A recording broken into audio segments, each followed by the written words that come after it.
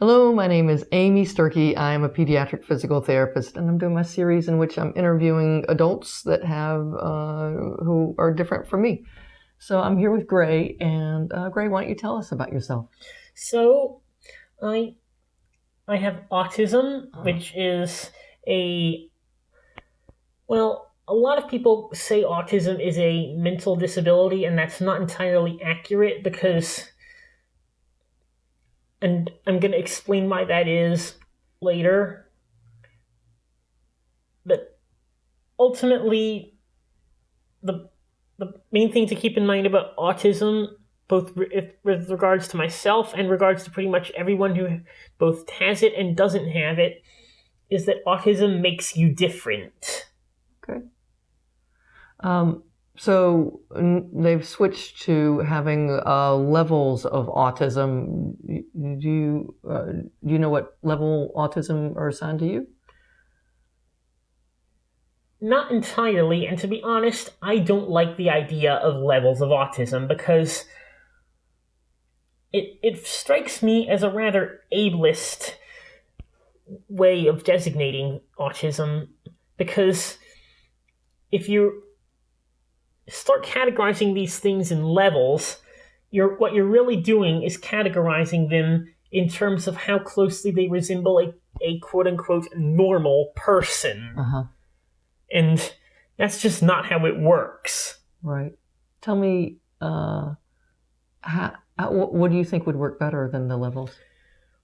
The thing is, autism is a very hard thing to categorize because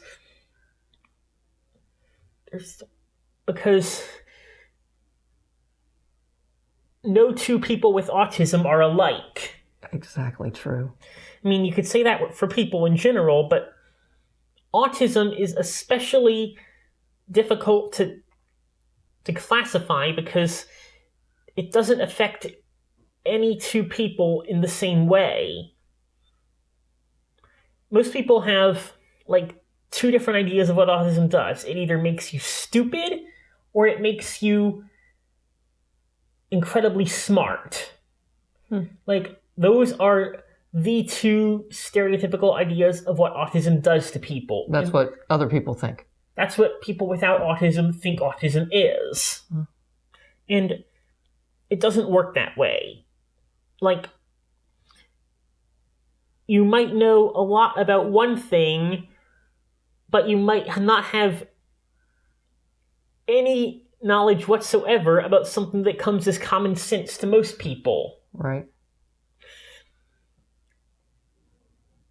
Or you might have that common sense, but you might be completely out of the loop about some other things that other people tend to keep up with.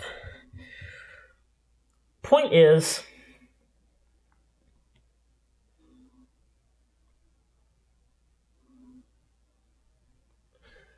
people...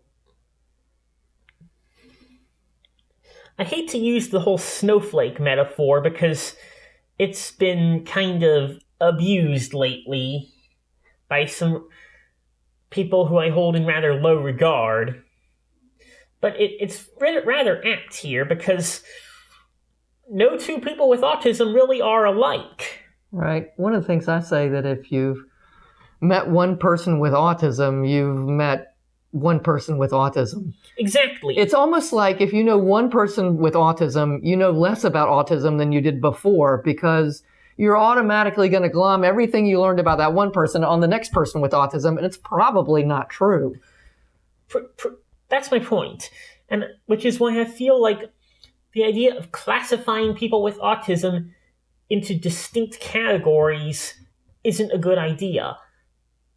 The more we actually know about individual people with autism, the less those categories we make hold up. Got it. So do you think it would be better just to say this person has autism and they're particularly good at so-and-so, such and have more struggles with so-and-so? Exactly. Yes. I think autism should be taken on a case-by-case basis with individuals being being looked at as for what they are, not how they compare to others. I like that.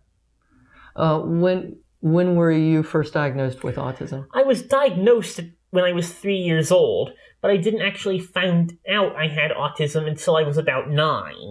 So your parents knew, but they didn't tell you. Is that what you're saying? Yes. Huh. Which is, What do you think about that? to be honest, I kind of have mixed feelings about it. I spent all my time in elementary school in an autistic classroom, but I didn't really understand why that was for most of that time. All I knew was that I was different from the rest. The rest in the class, or the kids who were not in your classroom? Both. Uh-huh.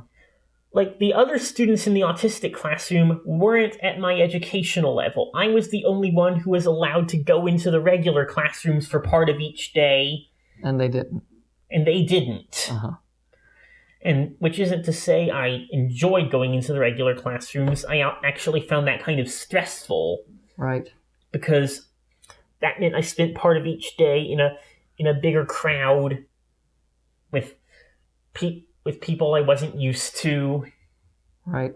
And was that because... And I was never able to make any friends in the regular classrooms. That's stressful.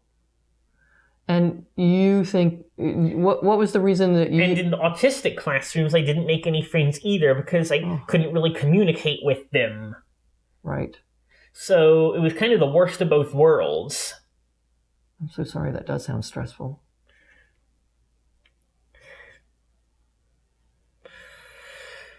The point is, yes, I knew that I was different from the rest, both the autistic classroom and the regular classroom, but I didn't know that autism was the reason for that until very late in elementary school. Okay, when you were 9.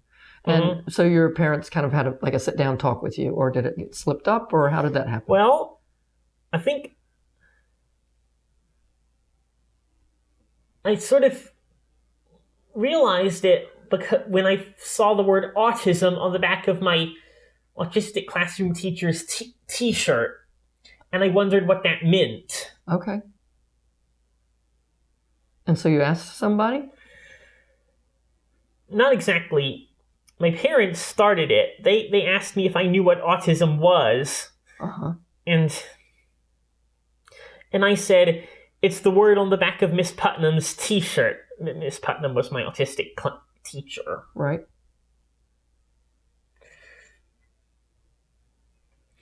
And they decided to explain what it was and that I had it. Uh-huh. And do you think that was the best way for you to find out? To wait till you asked questions? In hindsight, I don't think so. I think if I had known why I was different earlier and what those differences would do to me,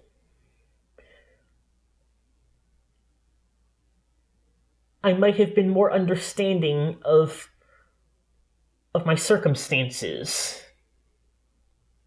So you would have been more patient with yourself if you'd known? Yes. Well... But at the same time, I don't know how that sort of explanation could have been given to someone so much younger. Right. I think they made it as simple as they could when they explained it to me. Right. And I still don't know how they could have made it any simpler. Right.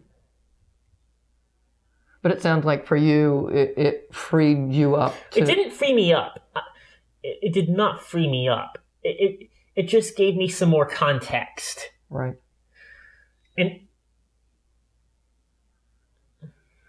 well, I appreciate you talking about your early days of your diagnosis and how you feel about it.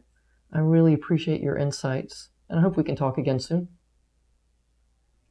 Yes. Thanks a lot. Bye-bye. If you liked this video and would like to be notified by email when the next video comes out, click the subscribe button here and click the golden bell icon and ensure notifications are enabled on your account.